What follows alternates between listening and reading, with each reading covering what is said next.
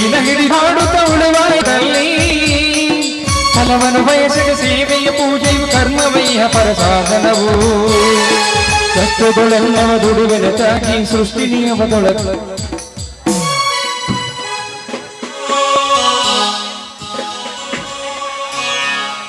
ದೇವಾ ಕರುಣೆಯ ಕಟಾಕ್ಷರ ಈ ರೈತನ ಮೇಲೆ ಇರಲಿ. ಶಿಶುವಿನಿಂದ ಬೆಳೆದಿರುವ ಬೆಳೆಗಳು ಬತ್ತಿ ಹೊಂಟಿವೆ. ದೇವಾ ನೀರು ಇಲ್ಲದೆ ಹತ್ಯೆ ಆಗುತ್ತಿರುವಾಗ ಈ ರೈತನಿಗೆ ಪೈರಿಗೆ ಮಳೆಯಾಗ ಕೊಡಪ್ಪ. ಸದಾ ನನ್ನ ಈ ಬಡವನ ಮೇಲೆ ನಿಂದ ಇರ್ಲಪ್ಪ ತಂದೆ.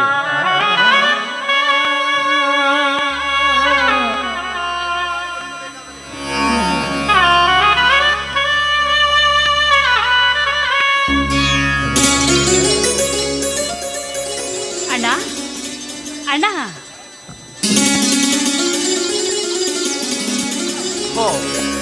ಯಾಕ ನಿರ್ಮಲ ನೀನು ಒಬ್ಬಳು ಏಕೆ ಬಂದಿಯಮ್ಮ ಬಿಸಿಲಿನಲ್ಲಿ? ಅಣ್ಣ ನಿನಗೆ ಬುತ್ತಿ ಕಟ್ಟಿ ಶಂಕರಣ್ಣನ ಕೈಯಲ್ಲಿ ಕಟ್ಟು ಕಳಿಸಬೇಕಂತ ನೋಡಿದರೆ ಶಂಕರಣ್ಣ ಏಕೋ ಏನೋ ಇಂದು ಮನೆಗೆ ಬಂದೇ ಇಲ್ಲ. ನಾನು ಈ ಹೊಲ ನೋಡದೆ ತುಂಬಾ ದಿನವಾಗಿತ್ತಲ್ಲ, ಅದಕ್ಕೆ ಈ ಬುತ್ತಿ ನಿನಗೆ ಕೊಟ್ಟು ಹೊಲ ನೋಡಿದರಾಯ್ತಂತ ಬಂದೆ. ಹೋಗಿ ಹುಚ್ಚಮ್ಮ, ನಾನೇನು ಹೊಲಕ್ಕೆ ಹೋಗುವಾಗ ಬುತ್ತಿ ಕಟ್ಟಿಕೊಂಡು ಬಾರಮ್ಮ ಎಂದು ಹೇಳಿದ್ದೇನೆ.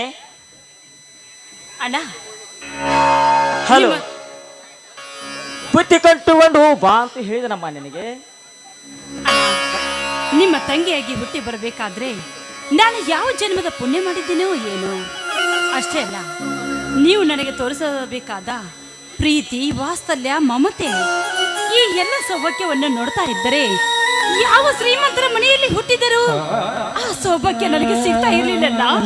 ಆ ಸೌಭಾಗ್ಯ ನನಗೆ ಸಿಗ್ತಾನೆ ಇರಲಿಲ್ಲ. ಸಂಜಿ ನಿರ್ಮಲ, ಶ್ರೀಮಂತರಿಗೆ ಏಕೆ ಹೋಲಿಸಿ ಮಾತನಾಡುತ್ತೀಯಮ್ಮ?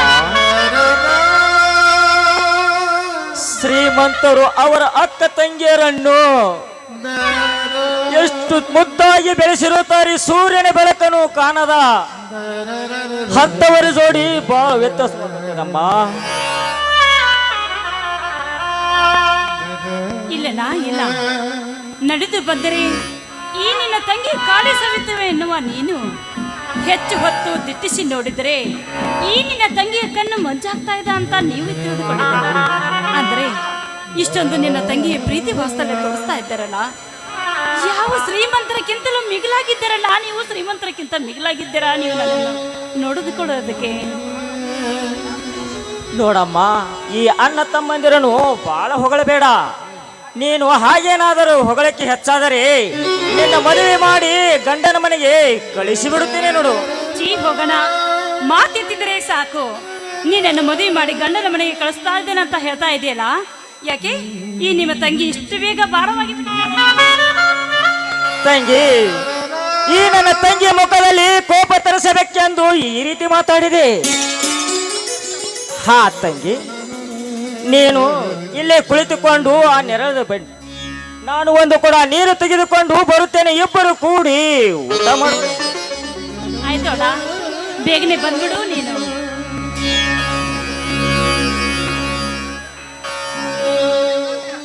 ಈ ನನ್ನ ನಂದಿರನ್ನು ಪಡೆಯಬೇಕಾದ್ರೆ ಯಾವ ಜನ್ಮದ ಪುಣ್ಯ ಮಾಡಿದ್ದೀನೋ ಏನೋ.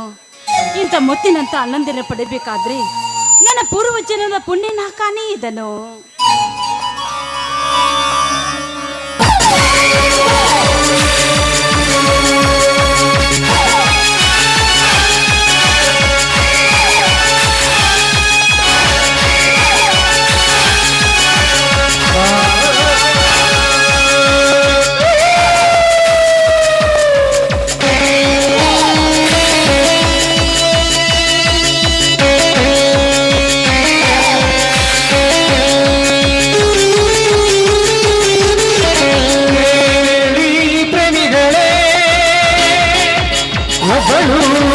ಸುಂದರಿ ಇದ್ದಳು,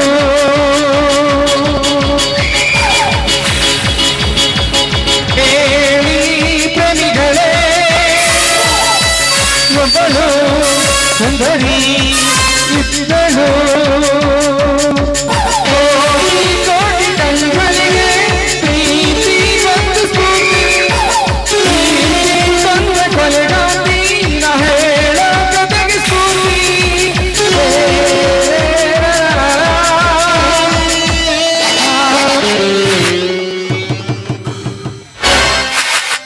ಹಲೋ ನಿರ್ಮಲಾ, ಹಾ ಯಾರು? ದೇವರಾಜ್? ದೇವರಾಜ್, ಯಾಕೆ ದೇವರಾಜ್ ನೀನೇಕೆ ಇಲ್ಲಿಗೆ ಬಂದೆ? ಇದೇನು ನಿರ್ಮಲಾ ಹೀಗೆ ಕೇಳುತ್ತಿರುವೆ? ನಾನು ನಿಮ್ಮ ಮನೆ ಕಡೆಗೆ ಹೋಗಿದ್ದೆ. ಹಕ್ಕಿ ಗೂಡು ಬಿಟ್ಟಿದೆ ಎಂದು ಗೊತ್ತಾಯಿತು. ಗೂಡು ಬಿಟ್ಟ ಹಕ್ಕಿ ಹೊಲದಲ್ಲಿರಬಹುದೆಂದು ಇಲ್ಲಿಗೆ ಬಂದೆ. ನೋಡು ದೇವರಾಜ್, ನಿನಗೆ ಕೈ ಮುಗಿದು ಕೇಳ್ಕೊಳ್ತಾ ಇದ್ದೇನೆ. ನನ್ನ ಅಣ್ಣ ಬೇರೆ ಹೊಲದಲ್ಲಿ ಕೆಲಸ ಮಾಡ್ತಾ ಇದ್ದಾನೆ. ದಯವಿಟ್ಟು ನನ್ನ ಅಣ್ಣನ ಕಣ್ಣಿಗೆ ಕಾಣದೆ ದಯವಿಟ್ಟು ಇಲ್ಲಿಂದ ಹೊರಟು ಹೋಗಿ. ಯಾಕೆ ನಿರ್ಮಲಾ? ಅಂದು ಪ್ರಥಮ ದಿನದಂದು ಕೂಡಿದಾಗ ನೀನೇ ಹೇಳಿಲ್ಲವೇ, ಪ್ರೀತಿ ಮಾಡಬಾರ್ದು, ಮಾಡಿದರೆ ಈ ಜಗಕ್ಕೆ ಹೆದರಬಾರ್ದು ಅಂತ? ಏನು ತಿಳಿಯದ ತಪ್ಪು ಮಾಡಿಬಿಟ್ಟಿ ನಾನಂದು. ಆದ್ರೆ ಅದನ್ನೇ ಮನಸ್ಸಿನಲ್ಲಿ ಇಟ್ಟುಕೊಂಡು ಈ ರೀತಿ ಕಾಟ ಕೊಡುವುದು ತಪ್ಪು. ಇದು ಕಾಟ? ಇದು ಕಾಟವಲ್ಲ ನಿರ್ಮಲಾ, ನಿನ್ನ ಮೇಲಿನ ಪ್ರೀತಿ. ನೀನು ಒಂದು ನಿಮಿಷ ನನ್ನ ಕಣ್ಣಿಗೆ ಕಾಣದಿದ್ದರೆ ಈ ನಿನ್ನ ಪ್ರಿಯಕರನ ದೇವರಾಜನ ಪ್ರಾಣವೇ ಹೋದಂತಾಗುವುದು. ಅದಕ್ಕೆ ನಿನ್ನ ಬೆಟ್ಟಿಗಾಗಿ ಬಕಪಕ್ಷಿಯಂತೆ ಬಾಯಾರಿ ಬಂದೆ ನಿನ್ನ ಅದರವನ್ನು ಚುಂಬಿಸಬೇಕೆಂದು. ಬೇಡ ದೇವರಾಜ, ಬೇಡ. ನಾವು ಮಾಡಿರುವ ಪ್ರೀತಿಯನ್ನು ಮರೆತು ದಯವಿಟ್ಟು ಇಲ್ಲಿಂದ ಹೊರಟು ಹೋಗು. ಯಾಕೆಂದ್ರೆ ಇಲ್ಲಿ ನಡೆದ ವಿಷಯ ನನ್ನ ಅಣ್ಣಂದ್ರಿಗೆ ಏನಾದ್ರೂ ಗೊತ್ತಾದ್ರೆ ಖಂಡಿತವಾಗಿ ಜೀವಂತವಾಗಿ ಬಿಡೋದಕ್ಕೆ ಸಾಧ್ಯನೇ ಇಲ್ಲ ನನ್ನ ಅಣ್ಣಂದಿರು. ಯಾಕೆಂದ್ರೆ ಮಾನ ಮರ್ಯಾದೆಯಿಂದ ಬಾಳಿ ಬದುಕಿದ ನನ್ನ ಅಣ್ಣಂದಿರು ಈ ಸಮಾಜದಲ್ಲಿ ನಮ್ಮ ಮನೆತನದ ಮಾನ ಮರ್ಯಾದೆ ಹೋಗ್ತಾ ಇದೆ. ಅದು ಹೇಗೆ ಸಾಧ್ಯ ನಿರ್ಮಲಾ? ನಾವು ಪ್ರೀತಿಯಿಂದ ಕಟ್ಟಿದ ಕಟ್ಟಡ ದೊಡ್ಡದೊಂದು ಬಂಗ್ಲೆ ಆಗಿ ಬೆಳೆದು ನಿಂತಿರುವಾಗ ಅದನ್ನು ಕಿತ್ತು ಹಾಕಿದರೂ ಕೂಡ ಅದರ ನೆನಪುಗಳು ನಮಗೆ ಮರುಕಳುಹಿಸದೆ ಬಿಟ್ಟಿದೆ. ನೋಡು ನಿರ್ಮಲಾ, ನೀನು ಏನೇ ಹೇಳಿದರೂ ಸರಿ, ನನ್ನ ಜೀವ ಇರುವವರೆಗೂ ನಿನ್ನ ಕೈ ಬಿಡುವುದಿಲ್ಲ. ನೋಡಿ, ಈ ನಮ್ಮಿಬ್ಬರ ಪ್ರೀತಿಯನ್ನು ಮರೆತು ದಯವಿಟ್ಟು ಇಲ್ಲಿಂದ ಹೊರಟು ಹೋಗಿ ನೀವು. ಯಾಕೆಂದ್ರೆ ನನ್ನ ಅಣ್ಣ ನೀರು ತೆಗೆದುಕೊಂಡು ಬರುವ ಸಮಯವಾಯಿತು. ಈಗ ದಯವಿಟ್ಟು ಹೊರಟು ಹೋಗಿ ನೀವು ಇಲ್ಲಿಂದ. ನೋಡು ನಿರ್ಮಲಾ, ನಿನ್ನ ಪ್ರೀತಿಯನ್ನು ಹಂಬಲಿಸಿ ಹಸಿವಿನಿಂದ ಬಂದ ಈ ನಿನ್ನ ಪ್ರಿಯಕರನನ್ನು ಹಾಗೆ ಕಳಿಸುವುದೇ? ಪ್ರೀತಿ ಪ್ರೇಮ ಎಂಬ ಮೂಡಿ ಬರಲಿ ನಿನ್ನ ಬಾಯಿಂದ.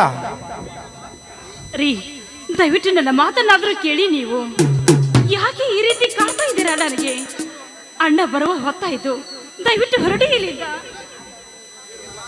ನಿರ್ಮಲಾ, ನಿನ್ನ ಅಣ್ಣನಿಗೆ ಏಕೆ ನೀನು ಅಷ್ಟು ಹೆದರಿರುವೆ? ನಮ್ಮಂತ ಕಳುವಿನಿಂದ ಪ್ರೀತಿಯನ್ನು ಮಾಡುವ ಪ್ರಿಯಕರನನ್ನು ಪಾರು ಮಾಡಲು ಆ ದೇವರು ಇದ್ದೇ ಇರುತ್ತಾನೆ. ಆಡುವನನ್ನು ಈ ನಿನ್ನ ಪ್ರೀತಿಯ ಸವಿಜೆಯನ್ನು ಸವಿದು ನಾನು ಧಾರಾಳವಾಗಿ ಮನೆ ಸೇರುತ್ತೇನೆ. ಅಯ್ಯೋ ದೇವ